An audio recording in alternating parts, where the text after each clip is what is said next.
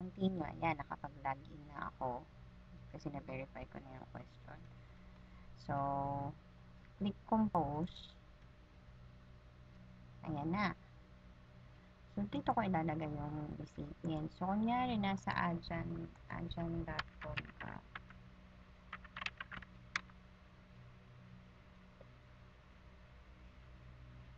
So, click mo yung jobs. Tapos, kita mo yung mga yan. Ayan.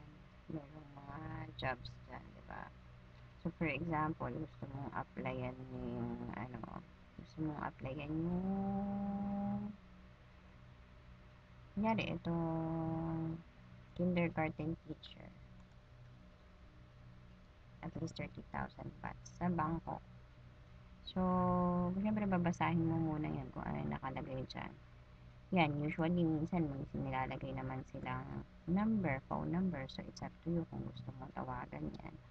Tapos minsan sinasabi na nila, binabanggit na nila dyan, kung ayaw nila ng Filipino teachers, kung ang hinahanap nila is native English speaker.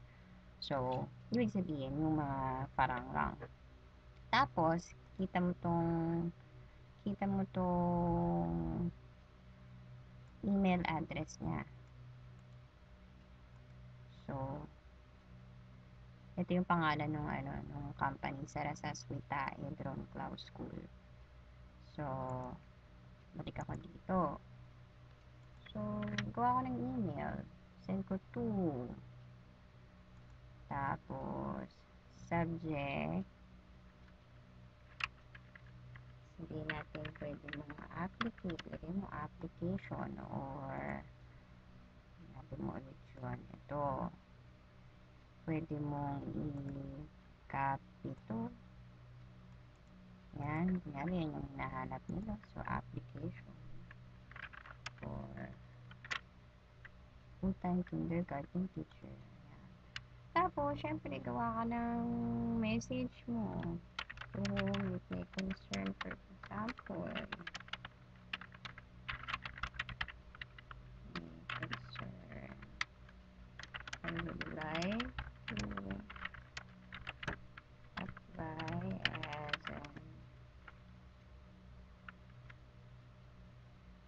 an English teacher there. Tapos, well, bahala ka na kung ano yung mga gusto mong sabihin dito. Pwede kang pakilala, syempre. Sabihin mo yung, banggitin mo yung pangalan mo. And then, if you want to attach yung resume mo. Kasi ako, may resume ako eh. Yung resume ko nasa, ayan. So, resume ko, ito resume ko. Ayan. So, yan yung resume ko. Nandyan lahat ng mga information ko. Ayan. So, ayan. So, kung isi-send ko yan, gagawin ko attach file. Tapos, dahil sa nasa documents nakasave. Yung akin. Ito lang yung akin. So, ayan.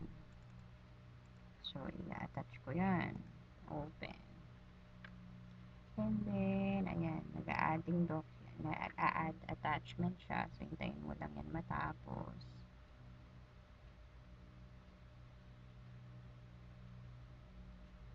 Tapos, basta bahala ka na kung ano mga isulat mo dyan. Siyempre, medyo gandahan mo. Pero huwag mo masyadong habaan kasi baka mahirapan sila magbasa.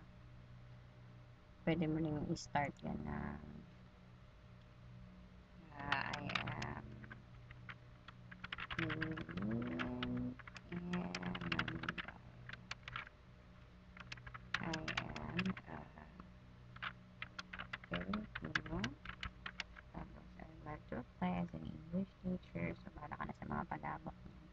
So, yan, adding attachment pa rin siya. Hindi pa tapos. So, wait lang tayo.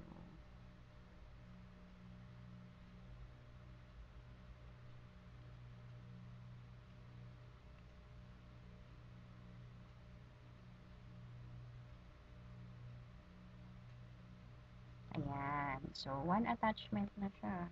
Meron na. So, pag in-click mo to, remove. Matatanggal yung attachment. Basta kung gusto mo pang mag-attach pa ng file, pwede pa ulit. So, madadagdagan lang yan ng file. So, sasabihin niya kung ilang attachment yung nakalagay dyan. And then, when you're ready, click mo lang yung send. So, ako hindi ko pwedeng i-send kasi ayokong ma-send. Ayokong ma-send dito. So, kunyari, isi-send ko para lang ipakita ko sa'yo kung ano talaga. I-send ko na lang sa kabilang email ko.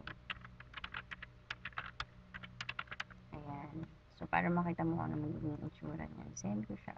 Send.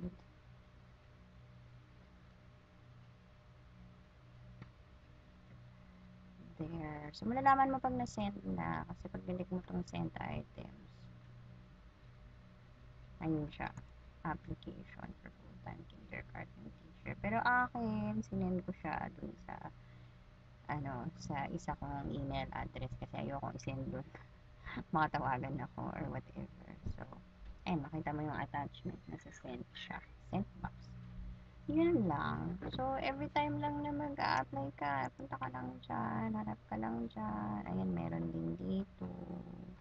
Bahala ka dyan. Sabihin nila kung ayaw nila ng Pinoy na teacher. So, scroll ka lang dyan. Yan. So, I hope naintindihan mo at sana ma-receive mo ng maayos tong file na to. So, that's all. Thank you.